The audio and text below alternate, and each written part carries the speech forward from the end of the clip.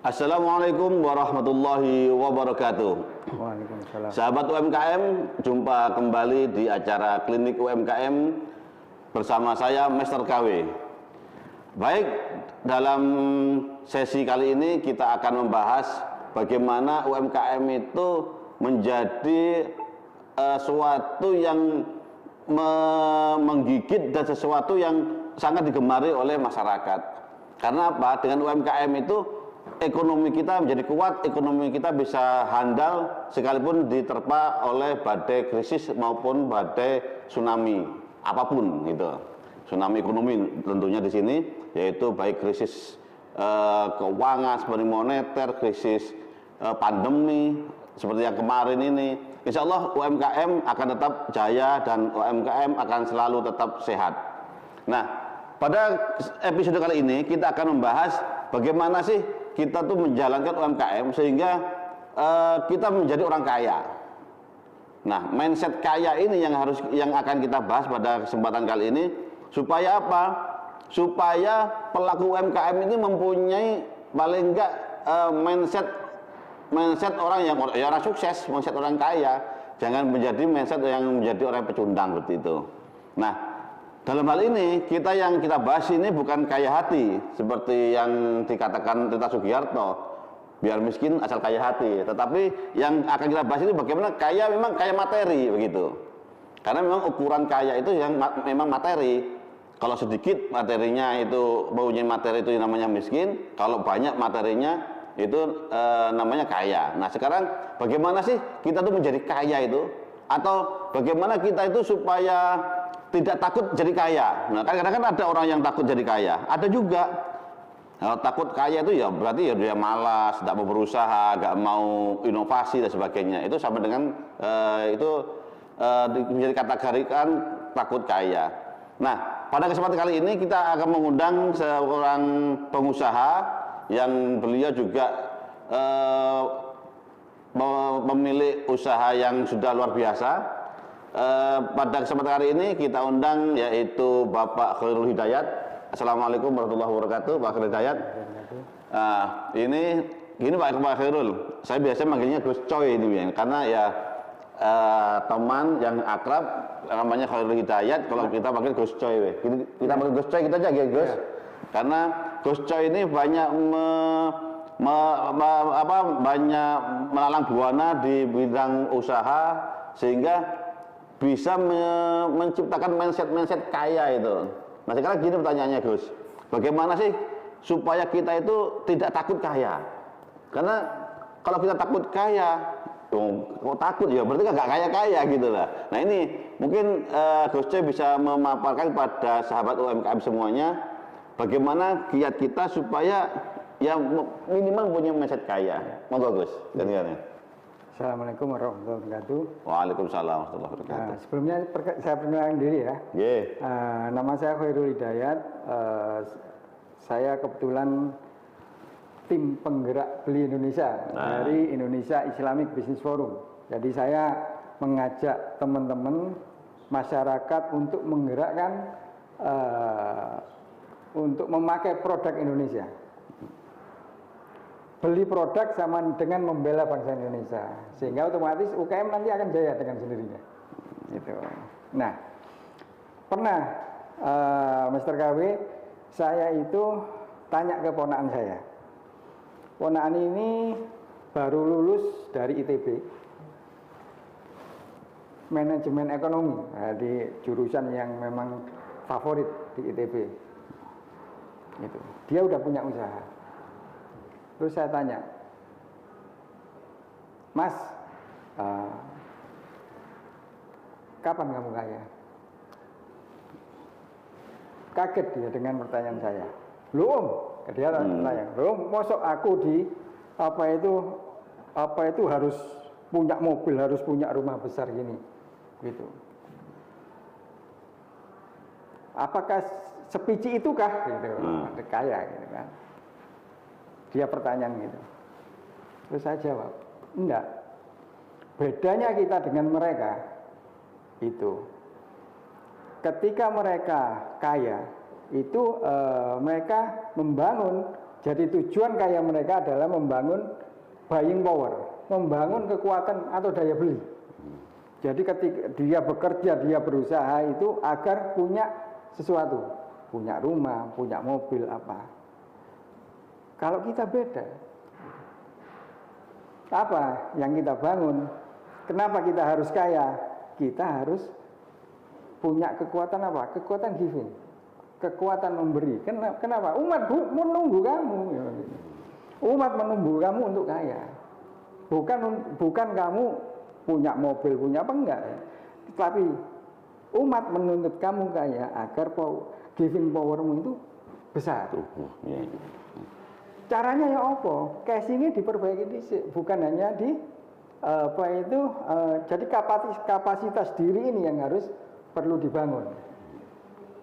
Satu, kapasitas diri itu mari subuh ojo turu. Iya kan? Kenapa? Karena pintu rezeki dibuka di situ. Ide-ide inovasi, ide apa itu ya di waktu-waktu subuh itu, waktu subuh itu, atau waktu di sepertiga malam, dilanjut sampai habis subuh. Karena disitulah otak bawah sadar kita itu bekerja sangat optimal. Mimpi-mimpi kita itu akan mudah terwujud ketika kita di sepertiga malam sampai habis subuh itu kita terjaga. Itu gampang memasukkan itu. Ya, jadi apa yang perlu disiapkan? Yaitu tadi casingnya dulu, kapasitas diri dulu, yaitu perilaku, bangun subuh. Yang kedua apa? Sodako, perbanyak sodako. Saya pernah ada seorang teman, dia penghasilannya itu 1,5 juta per bulan. Dia tanya, ya apa caranya aku iki? Wong aku 1,5 juta itu boleh jadi aku nggak cukup kayak itu. Kok mau kongkon sodako gitu kan? Kok kamu suruh sodako? Cobaan, gitu. Coba aja. Karena di situ akan ada hikmah yang akan didapat. Gitu. Piro, yus sak mampumu. Saya ketahui 10% lah, wani enggak gitu. 150, ya 150. Nah dari situ ternyata dia mampu akhirnya berpikir dari yang semula dia itu jadi penjudi, mabuk-mabukan, hilang gitu loh, mikir itu. Apa? Ditabung dia, disodakono. Jadi resepnya itu menabung dan sodako. Alhamdulillah hari ini anaknya itu sudah lulus kuliah. Dari kerjaan dari dia dengan penghasilan sedikit itu. Kaya nggak dia? Itu kaya, karena bisa memberi ya, itu bisa memberi. Gitu. Yeah. Kemudian kedua, jangan pernah berhenti untuk berdagang. Gitu. Yeah. Jangan pernah berhenti untuk berdagang. Jangan malu untuk berdagang. Sekarang banyak saya juga cerita lagi, ada teman juga ke rumah. Kebetulan saya di rumah itu buka klinik how to be debt free. How to be debt free, tanya ke saya tanya mimpi dia apa?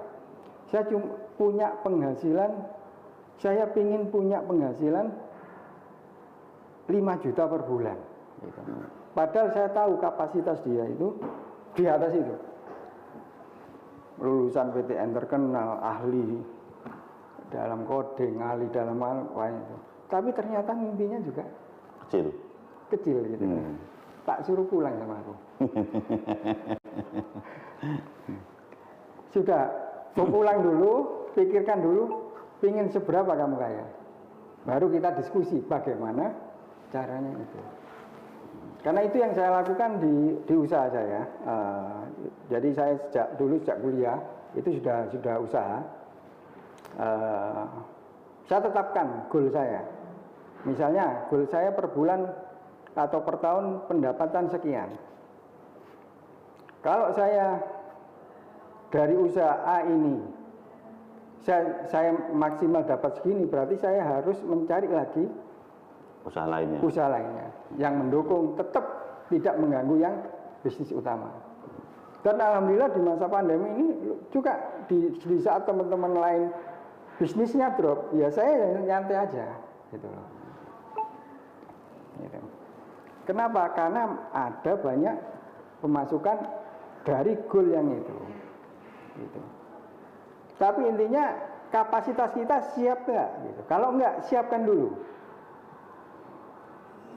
Siap nggak kita untuk menjadi kaya? Kalau nggak siap, ya nggak iso gitu loh. Pingin kaya tapi pingin dimotivasi terus sama orang lain, nggak iso. Pingin kaya tapi sodako itu wedi miskin. Ya oh kita kaya. Mau pingin kaya, bangunnya jam 9 siang. Cucu PT. Cucu PT. Kecuali memang apa itu balungannya kuat. Memang balungannya direk apa itu balungannya sultan. Nah, ini apa apa bisa karep ya mari suku turu penghasilan datang. Tapi kalau misalnya udah balungannya biasa-biasa dari keluarga biasa, ayo banyak sodako, bangun itu bangun di sepertiga malam, banyak sodako, terus goal, ciptakan goal. Oh, baik. Itu tadi pemirsa kiat-kiat untuk menjadi kaya. Jadi yang dimaksud kaya di sini itu kita harus berani menetapkan kita tuh goal kita tuh seperti apa. Jadi harus berani kaya, berani menetapkan goal. Jangan sampai kita nggak punya mimpi. Nah gitu terus ya. Jadi mimpi itu penting. Nah, kapan dikatakan kaya? Itu tadi seperti yang dikatakan Gus Coy tadi. Ketika kita bisa memberi itu sudah kaya sudah. Jadi bukan berarti kita tuh kaya harus punya mobil dulu, harus punya mobil lebih dari satu, atau punya pabrik, atau punya rumah mewah. Nah, tapi ketika kita itu sudah bisa memberi, bisa bersedekah, itu bisa dikatakan kaya. Kalau kita punya materi banyak, mobil ada, pabrik ada, tapi tidak mau memberi, itu belum kaya juga, ya gitu. Apalagi mobil dari cicilan semua. Nah, apalagi mobil dari cicilan, semua dari kredit semua, ya itu seakan-akan kaya, seakan-akan kaya. Nah, gini Gus sekarang. Tadi diantaranya di samping bersedekah secara spiritual, itu kan harus berdagang. Ya. Nah, harus berdagang dan harus ya jualan lah paling enggak. Ya. Nah ini nanti kita akan tahu bagaimana sih cara agar produk-produk kita itu laku di pasaran. Tapi jangan dijawab dulu, kita masih nunggu iklan yang satu ini.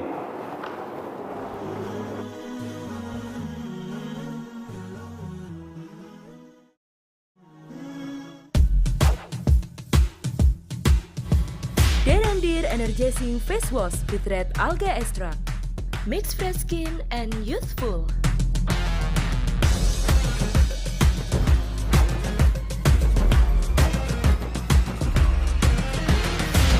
Smooth and refreshing. Good for men and women love it. Derandir Energizing Face Wash. Put nature in luxury.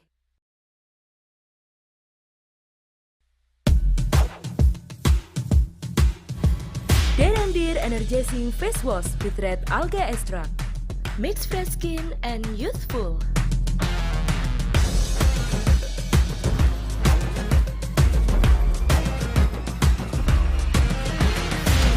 Smooth and refreshing.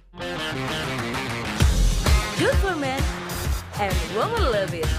Derandir Energizing Face Wash. Put nature in luxury.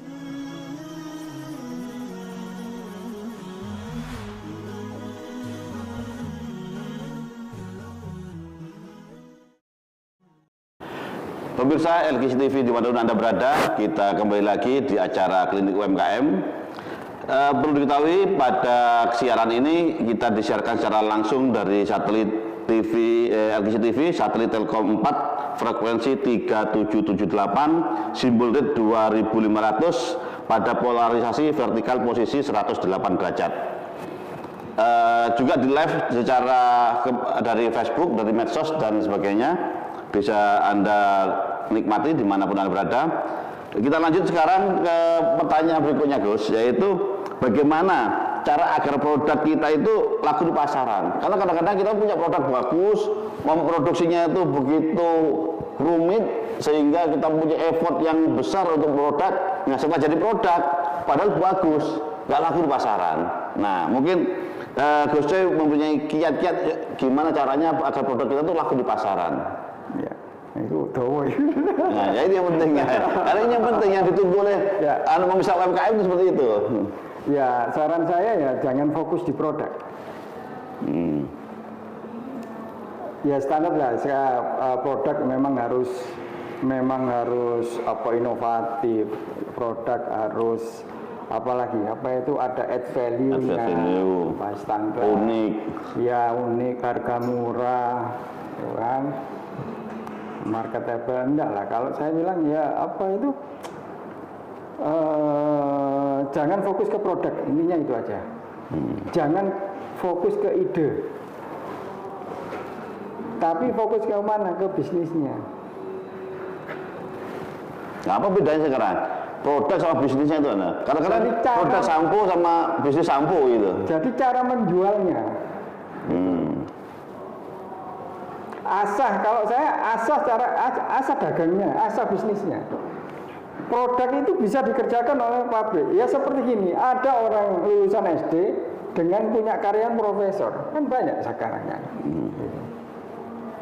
Dan banyak orang profesor yang nggak punya karyawan malah. Jadi pekerja ya seperti itu. Harusnya pebisnis itu ya, kalau ingin jadi pedagang atau pebisnis, sudah produk apapun jual.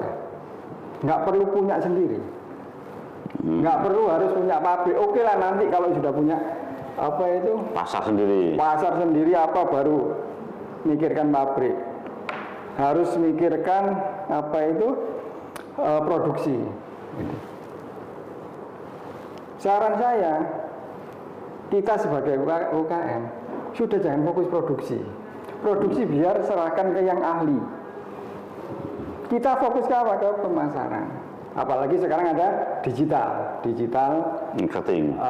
marketing, ada salurnya, ada Shopee, ada Facebook Ads, ada Instagram, udah masukin semua itu udah. Di mana ada platform lama, baru, laku atau enggak, udah masuk semua produk kita di sana. Itu. Kenapa? Agar cepat dikenal, cepat tahu.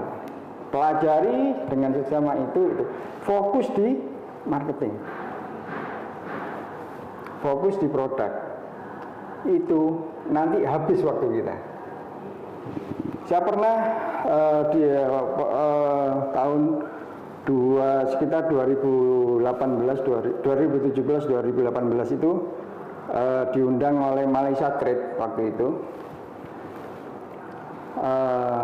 Saya diajak pengusaha-pengusaha sana untuk membawa produk mereka ke sana. Nah, di situ saya belajar banyak ke mereka. Di sana UMKM itu dia bisa menembus ke pasar Hong Kong, ke pasar Singapura, ke pasar Australia. Saya tanya, punya pabrik? Nggak ada.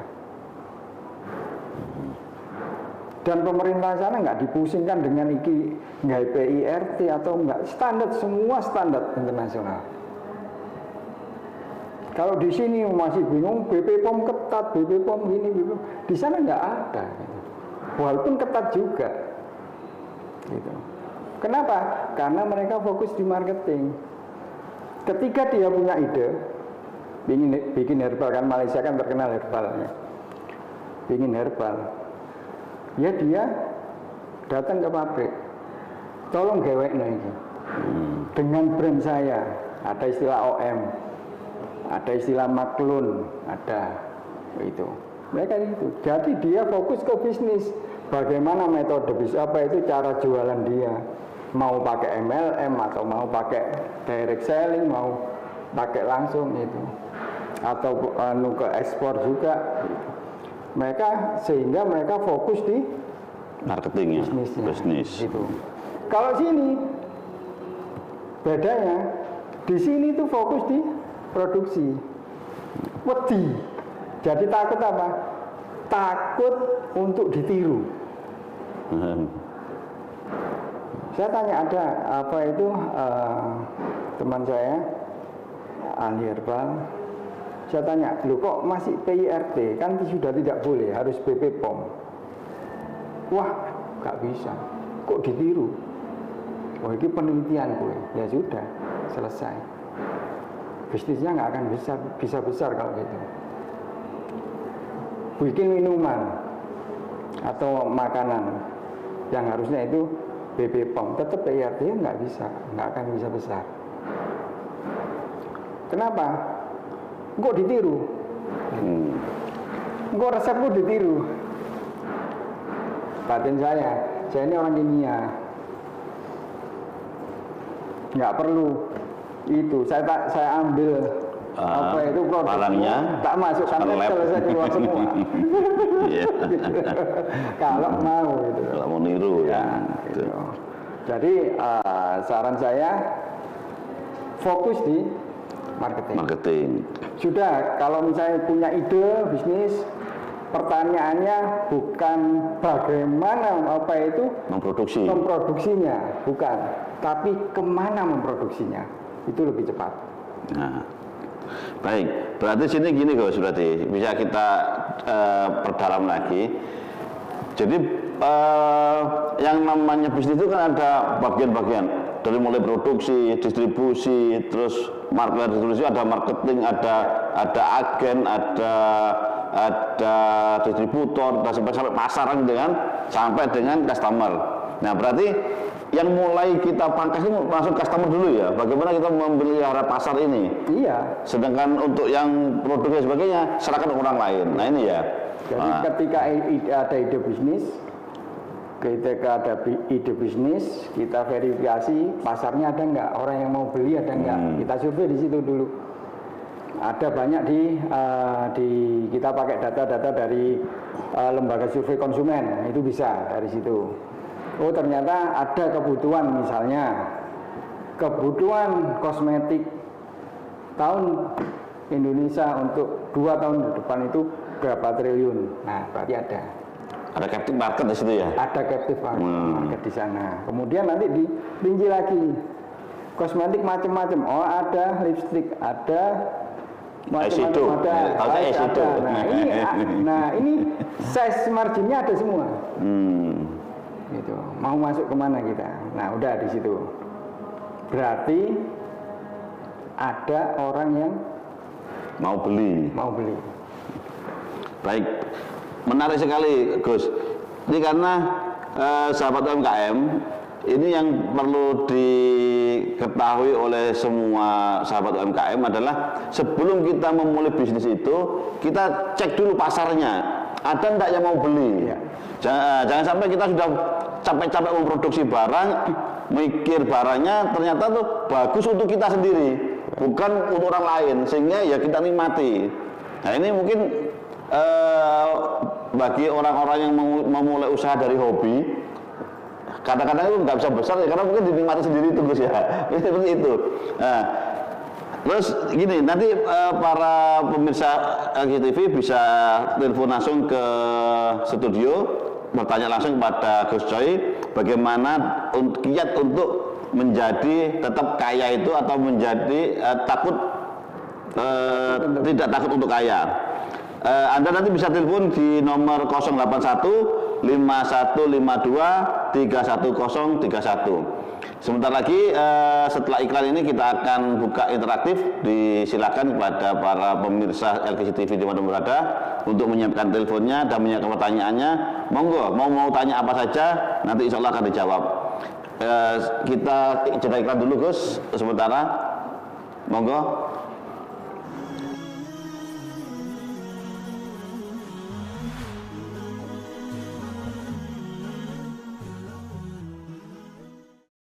Dengan banyaknya aktivitas dan juga sering ketemu banyak orang, apalagi kalau misalnya lagi ngobrol nih, kebersihan, bau badan dan juga bau mulut memang harus diperhatikan.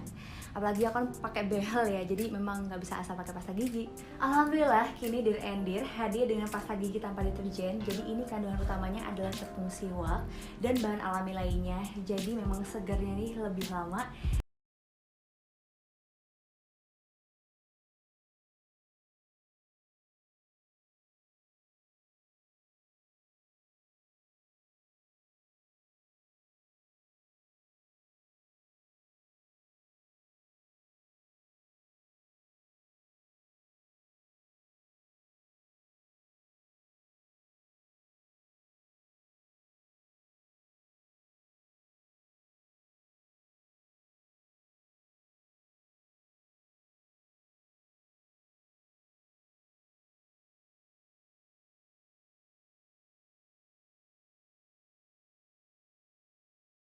Fania Yuanda lega banget nemu produk-produk ini, jadi makin percaya diri deh jadinya.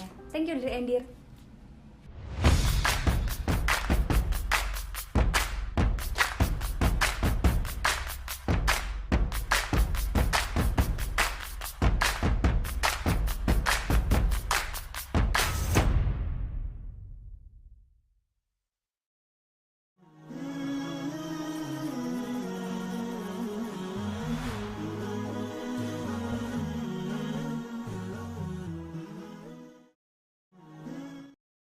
Baik pemirsa LGC TV dimanapun Anda berada, kita kembali lagi pada acara klinik UMKM ini.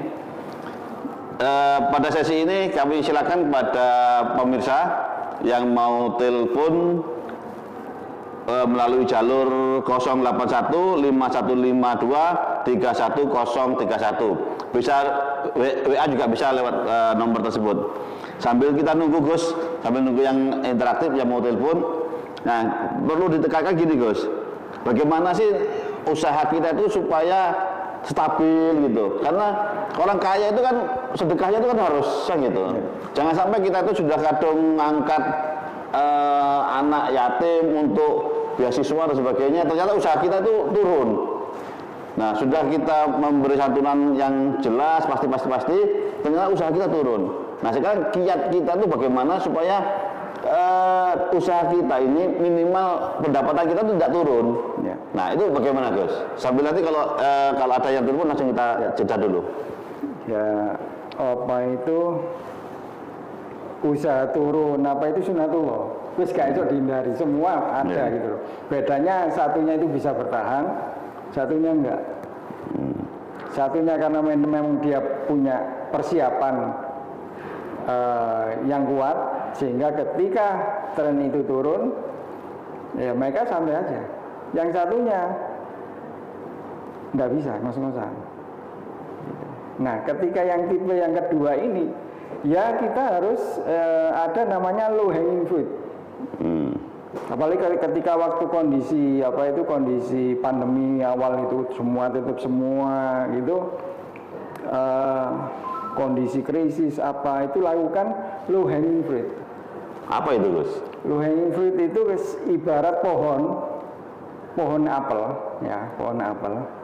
Itu ada buah yang bisa kita jangkau tanpa naik tangga. Ada buah yang memang ranum-ranum tapi di atas gitu.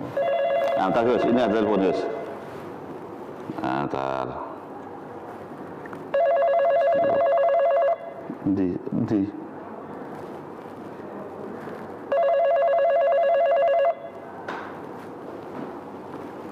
Halo, assalamualaikum. Dari mana? Dari siapa?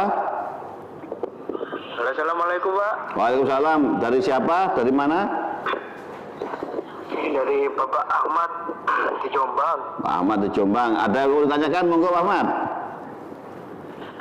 Ini mungkin agak melenceng dari tema ya Pak ya. Ya, tidak apa-apa. Kalau kita melihat fenomena saat ini banyak pengusaha-pengusaha Muslim yang sudah mempunyai produk-produk ya, entah itu produk makanan atau minuman, bahkan itu kosmetik ya. Dan itu kan jargon kita sama Muslim itu membeli kepada sama Muslim. Dan terkadang masyarakat itu masih berpikir gini, kalau produk apa saudara kita yang muslim itu kalau di pasaran itu lebih mahal daripada produk-produk yang sudah mendarah daging di masyarakat. Itu bagaimana solusinya Pak agar masyarakat kita itu bisa beli ke produk sesama muslim gitu Pak. Ini itu saja. Ya, terima kasih Pak Ahmad. Assalamualaikum Warahmatullahi wabarakatuh. Nah, ini Gus, ini pertanyaan dari Pak Ahmad di Jombang. Nah, kita itu seperti ingin beli di saudara, kan gitu, nanti beli di saudara, tapi produk saudara itu mahal. Lek mahal, kualitasnya kurang bagus. Ya. Nah, ini gimana nih Gus? Ya memang apa itu kendala paling besar itu, apalagi kalau pemain seperti saya ini ya, pemain itu mengarah seperti produk-produk yang ada di pasaran, yang dari asing itu. Kenapa kok selalu mahal gitu? Kenapa kok tidak bisa? Gitu. Sebenarnya bisa menjual harga dengan murah, sama dengan mereka. Misalnya bikin odol sama dengan mereka harganya, tapi tetap aja tidak ada yang beli. Jual murah atau jual mahal nggak dibeli. Ada kiai di Jogja, di Karanganyar. Dia itu minta ke pabrik bikinkan odol yang persis yang ada di pasaran. Dalamnya aja isinya. Kenapa? Isinya sama. Brandingnya apa? Sama. Iso nggak? Dibikin nggak? Harga bisa nggak? Bisa. Tapi itu tetap nggak ada yang tuku. Karena mereknya beda. Kenapa? Karena karakter. Hari ini karakter gitu. Saya sendiri ketika membentuk sebuah produk, saya memang tidak untuk saat ini saya tidak menyasar ke masyarakat luas. Segmented saya segmented yang memang middle up ke atas, yang memang dia biasanya misalnya beli face wash, beli body wash itu di harga 100.000 ke atas, itu baru saya ajak. Saya nggak ngajak orang-orang yang beli body wash atau face wash harga di bawah 20.000 untuk saya ajak beli di produk saya.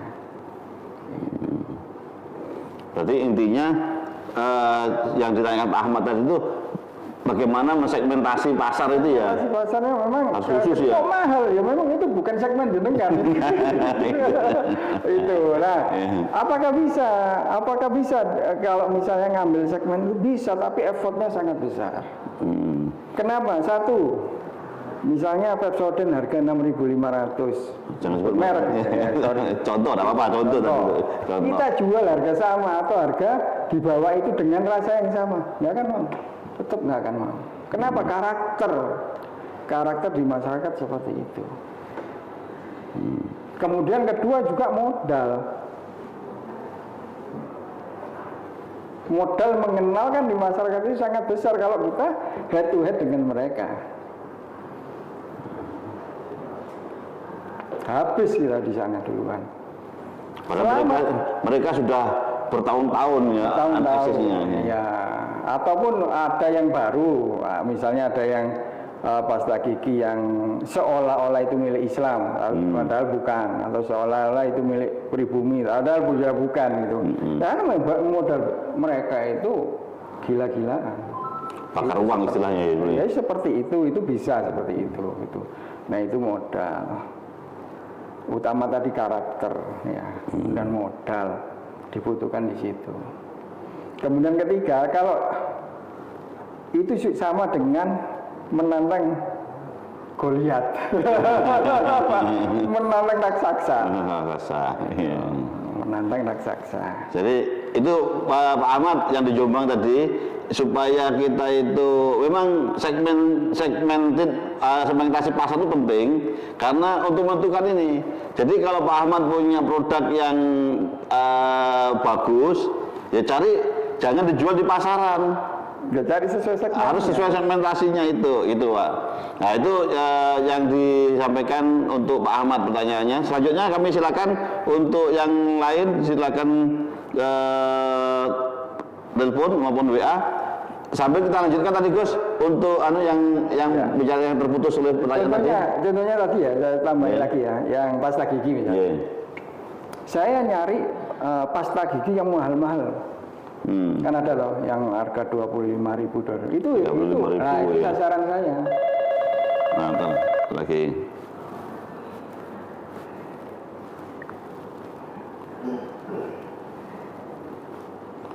Halo, dari mana? Dengan siapa? Dengan Mas Dani di Mojokerto, Pak. Mas Dani. Ya, Mas Dani di Mojokerto. Oke, Mas Dani Mojokerto. Oke, ada mau tanya apa ke Gus Coy? Itu Pak, saya mau bertanya tentang kiat-kiat apa yang dilakukan oleh anak muda untuk membuka usaha baru Pak dengan minim modal dan pengalaman. Nah, iya, itu cukup? Cukup itu Mas Dani? Oke. Ya cukup Pak. Ya, makasih Pak. Assalamualaikum. Waalaikumsalam warahmatullahi. Nah ini Gus Coy dari Mas Dani Mojokerto. Ini bertanya, anak muda itu kalau mau usaha itu, ini kiat-kiatnya seperti apa? Ya. Jadi ingat dulu saya waktu masih kuliah itu pengen usaha, nggak punya modal. Saya datang ke pabrik besar. Mungkin waktu itu sama Cinanya diketawain.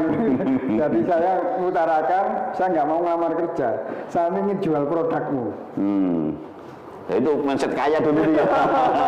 Itu. Jadi saya datangi itu pemilik pabriknya, saya datang ke Rungkut itu, saya datangi. Ada waktu itu pabrik permen. Saya mau itu. Jadi ketawain dia itu kan. Gitu. Artinya apa? Kita nggak punya modal. Betul sih, apa kita nggak punya modal? Kita punya modal mulut, modal kaki, modal tangan. Ini kan modal. Ya udah. Caranya apa? Cari dagangannya teman-teman dolen udah. Gitu. Itu sambil menambah pengalaman, menambah jam kerja untuk dagang, menambah insting. Gitu. Gak punya modal untuk bikin sesuatu, itu dagang. Ya. Prinsip dagang itu apa? Memindah barang dari A ke B. Ada cuan. Ada yang, nah di tengah-tengah ini ada cuannya. Ini loh yang harus dilakukan oleh anak muda yang nggak punya modal, nggak apa-apa. Lagi sekarang ada di mana itu di marketplace kayak Shopee, Lazada, kan tinggal enak cari itu di situ barang yang paling tren. Yang penjualan paling bagus di sana, udah jualan di situ, tempelkan aja di situ, ada cuan di sana. Kalau dulu kan masih door to door jualan, sekarang kan udah nggak bisa. Nah, itu Mas Dani, tip yang luar biasa ini. Jadi modal itu jangan diartikan modal uang ya. Sekarang kalau yang dikatakan modal dengkul, dikira modal dengkul itu nggak ada, mau tak dengkul kita dijual kan gitu kan, ditukar berapa miliar gitu. Nah itu saya bilang, harus kepercayaan. Ya gimana orang percaya? Kamu belum jualan. Gitu. Belum dicoba. Latihan bisa dropshipper, ya kan? Atau menjualan barang teman, gitu. Kayak Nabi dulu menjualkan dombanya Khadijah kan. Lama-lama kan dipercaya. Akhirnya sampai jadi saudagar, jadi suaminya. Jadi suaminya karena jadi alamnya itu. Jadi naikkan kapasitas diri itu dengan apa? Dengan jadi pedagang dulu. Pedagang dengan amanah akhirnya pemilik barang itu juga percaya. Atau ya wis dari situ bisa ngumpulan, bisa tambah dagangan lain, tambah dagangan lain. Nah, baru mikirkan produk gitu. Itu Mas Dani, mungkin bisa disimak Mas Dani ya. Modalnya ya itu tadi harus mulai mempunyai mindset dulu, mindset kaya jadi pebisnis, baru action mulai. Kalau kata Bob Sadino itu gini, bisnis yang menguntungkan adalah bisnis yang dikerjakan, bukan yang diangan-angan. Itu Bob Sadino. Nah kita kembali setelah yang satu ini.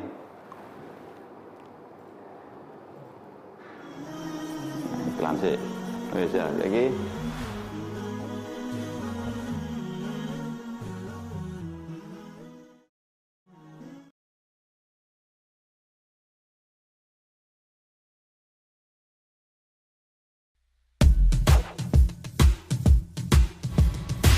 Dear Energizing Face Wash with Red Alga Extract. Makes fresh skin and youthful.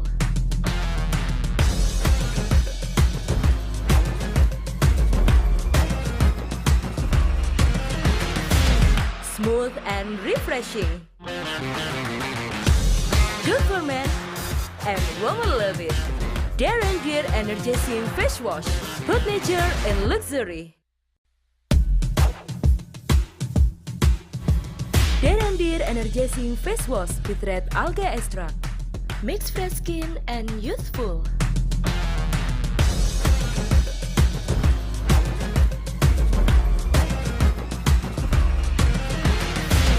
Smooth and refreshing. Good for men and women love it. Darren Gear Energizing Face Wash. Put nature in luxury. Darren Dear Energizing Face Wash with Red Alga Extract. Makes fresh skin and youthful.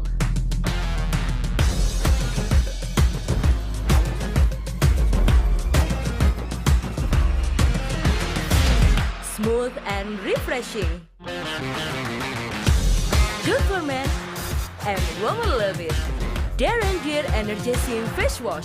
Put nature in luxury.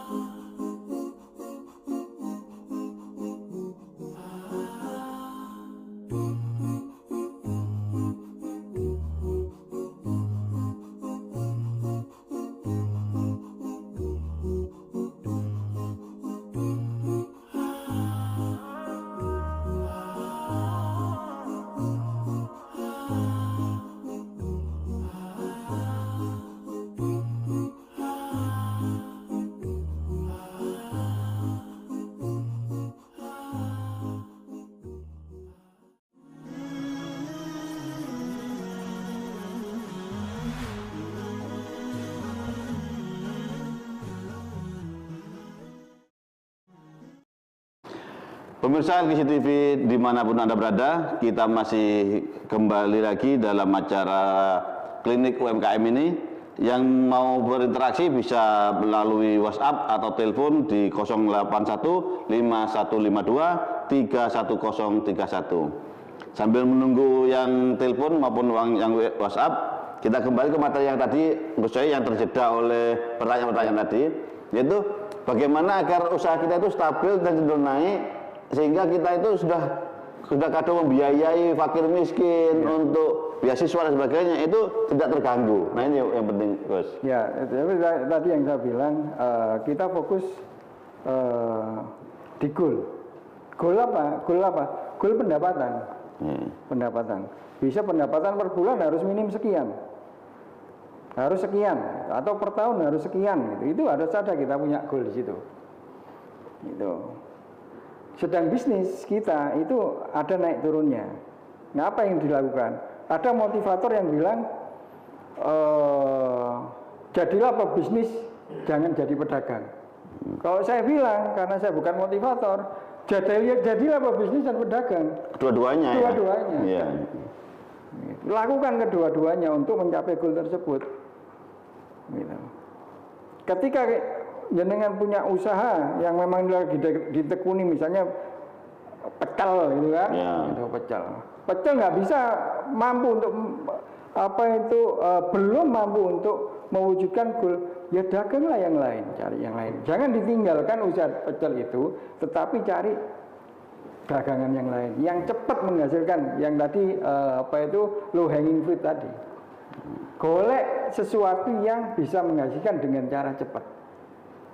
Sambil terus membangun bisnis yang kita rintis itu tadi. Insya Allah dalam kondisi apapun kita akan bertahan dengan tetap menjaga perilaku kaya, yaitu fokus fokus di pemasukan, bukan fokus di pengeluaran. Nah ini baru ini. Jadi fokusnya di pemasukannya. Ya. Kalau pengeluaran terserah lah, nanti pengeluaran Kalau apa aja. fokus di pengeluaran itu contohnya fokus di pengeluaran apa? Pingin beli motor kredit, pingin beli mobil kredit, entek di situ. Gitu. Itu yang karakter miskin itu tadi. Gitu. Orang miskin tahu orang apa ciri khas orang miskin itu? Dia makan untuk hari ini, besok cari lagi makan hari ini. Gitu. Ada orang miskin kedua, dia kerja mati-matian, bisnis mati-matian, hasilnya itu apa? Untuk bayar cicilan. Itu orang miskin kedua. Gitu. Ketok aneh soge, padahal sebenarnya enggak. Sama dengan orang yang hari ini makan untuk hari ini. Untuk hari ini dapat pemasukan hari ini untuk makan hari ini. Sama, itu orang miskin tipe klasik lah. Ya, orang miskin tipe klasik itu orang yang makan hari ini untuk punya penghasilan hari ini untuk habis untuk makan hari ini. Nah, orang miskin modern beda. Kerja keras hari ini habis untuk apa? Untuk bayar cicilan. Itu masa lalu ya, Bang. Ini mati dulu. Orang miskin modern. Jadi bekerja keras bisnis nih sampai meninggalkan keluarga, sampai lupa keluarga apa? Agar kelihatan kaya. Terlihat kaya, bukan Agar kaya. Terlihat atau kaya etok-etok. Gitu. Sebenarnya dari mana dia anunya? Jadi dia punya uang untuk apa? Untuk bayar cicilan, untuk spending, fokus di pengeluaran, fokus di spending, bayar kartu kredit, bayar cicilan motor, bayar cicilan mobil, rumah, cicilan murah. Itu yang hari ini kita pilih yang mana gitu kan? Gitu. Jadi sekarang gini, fokus pada goal tadi itu. Jadi pemirsa, goal itu jangan dirubah, tapi caranya mendapatkan itu yang berubah. Ya. Katakanlah kita sudah mencanangkan kita mempunyai goal sekian pendapatan dalam 1 bulan. Nah itu jangan diturunkan. Iya. Kalau belum sampai, cari usaha-usaha yang lain atau dagang-dagang yang lain untuk mencapai goal itu. Nah ini sangat menarik itu, Gus. Karena selama ini kita kan fokusnya di bisnis kita tuh terus dipupuk. Nah, begitu goalnya nggak tercapai, yang dirubah goalnya, dikurangi. Karena apa? Supaya achieve gitu kan, supaya tercapai. Korbannya keluarga yang nggak ikut apa-apa. Keluarga. Baik Gus, ini ada dari WA dari Bu Nurul Mojokerto. Bismillah, Assalamualaikum Gus. Bagaimana caranya memulai bisnis dari nol untuk pemuda yang minim modal? Oh, sama yang seperti tadi ini Gus. Nah ini. Ya dagang, kuncinya dagang.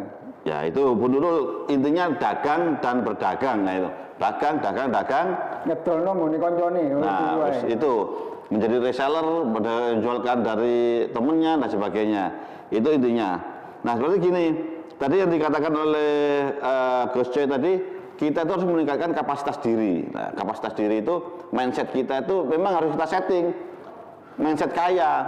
Nah, mindset kaya itu cirinya orang kaya itu memberi. Itu cirinya orang kaya memberi. Nah, kenapa kita sebagai seorang muslim harus kaya? Ya memang banyak sekali ibadah-ibadah itu yang hubungannya dengan memberi dan hubungannya dengan kaya, harus punya materi gitu. Ya, baik itu dari haji, sodako, sholat aja tuh kelihatannya nggak bawa apa namanya, nggak bawa biaya, tapi kan harus punya tutup aurat yang bagus dan sebagainya, itu kan biaya juga. Nah, hampir semua ibadah kita itu ya memang perlu Ya setidaknya Muslim itu, kalau saya nggak setuju Muslim wajib kaya nggak, tapi Muslim wajib bermindset kaya, berkarakter kaya, itu yang penting. Nah ini kaya belum tentu, karakter kaya itu diciptakan, wajib. Nah itu. Posisi apapun, posisi itu apapun. jadi petani, jadi buruh, jadi pekerja, apalagi jadi pedagang, wajib punya karakter kaya. Nah, karakter itu dari mindset. Ya. Jadi sebelum kita itu menjadi kaya betulan, kita minimal punya mindset kaya dan berkarakter kaya. Kalau berkarakter kaya itu tidak meminta-minta. Karakter kaya itu apa? Satu, kita gemar sedekah. Dari penghasilan berapapun yang kita terima. Misalnya penghasilanku mek 1 juta tok, mosok aku ya sedekah tetap. Ambilkan sedekah dari situ. Setelah sedekah, kurangi lagi untuk nabung. Nah, saving. Mbuh iku 1000, mbuh 2000 ditabung saving. Ini mindset kaya, karakter kaya. Gitu. Ya itu pemirsa. Nah setelah itu baru kita untuk keluarga.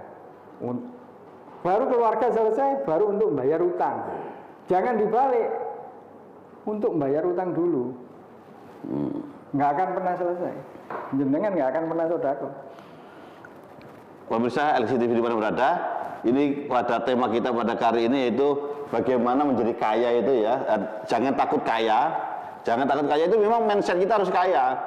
Pertama, mindset kaya itu ya tidak suka meminta-minta, tidak suka tamak gitu kan, mengharapkan, tapi memberi dan memberi. Ya, bukan berarti kita tuh harus berpenghasilan besar dulu, punya materi yang banyak dulu untuk jadi kaya, tapi enggak. Ternyata mindset kaya itu ya apapun kondisi kita saat ini, berapapun penghasilan saat ini, itu terserah. Kita sedekah tetap, nabung tetap, baru yang lainnya. Jadi bukan berarti berapa besar pendapatan kita, tapi berapa besar sedekah kita. Nah itu Gus ya, mungkin yang bisa untuk itu Gus. Nah, sebentar lagi mungkin kita akan closing, tapi setelah jeda yang satu ini dulu. Ini.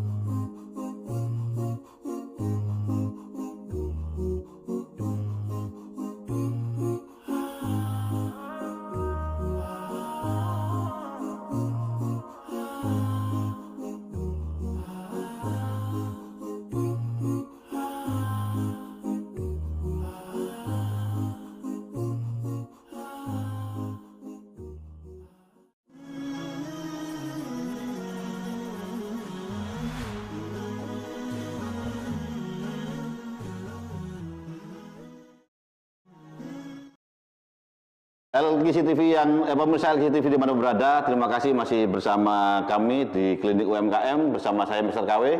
Pada segmen terakhir ini kita akan minta kepada Gus Coy memberikan statement penutup atau closing statement.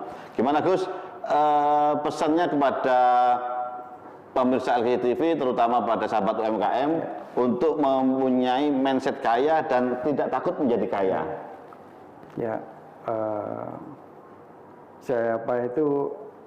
ayo sama-sama kita untuk tidak takut menjadi kaya dengan mempunyai karakter kaya, yaitu apa? Setiap dari penghasilan yang kita terima, posisi apapun, berapapun, kita keluarkan dulu sedekah kita. Kita keluarkan dulu uang untuk tabungan kita, baru kita gunakan yang lain. Mungkin itu aja. Dan jangan lupa terus berdagang, terus jualan, latih terus, karena itu juga sunnah yang dilakukan oleh para nabi dan rasul dan sahabatnya itu adalah berdagang. Itu aja. Terima kasih Gus Coy telah hadir di studio LGC TV. Mudah-mudahan apa yang disampaikan menjadi pencerah bagi kita semuanya, menjadi ilmu yang bermanfaat sehingga menjadi terkonversi jadi pahala yang mengalir dan bisa kita petik nanti di surga. Amin. Baik pemirsa LGC TV dimanapun berada, sahabat UMKM, demikian bincang kita pada pagi hari ini dengan topik jangan takut menjadi orang kaya. Mudah-mudahan kita akan bertemu kembali di sesi yang akan datang, mudah-mudahan dengan topik yang lebih menarik lagi, dan insya Allah kita akan selalu mengklinik atau mengcoaching UMKM menjadi UMKM yang sehat dan kuat jaya di Nusantara sehingga bisa ikut dalam programnya Gus Coy Beli Indonesia. Saya Mr. KW ucapkan terima kasih dan kita akhiri dengan doa kafaratul majlis. Subhanakallahumma wa bihamdika asyhadu an la ilaha illa anta astaghfiruka wa atubu ilaik. Wassalamualaikum warahmatullahi wabarakatuh. Waalaikumsalam.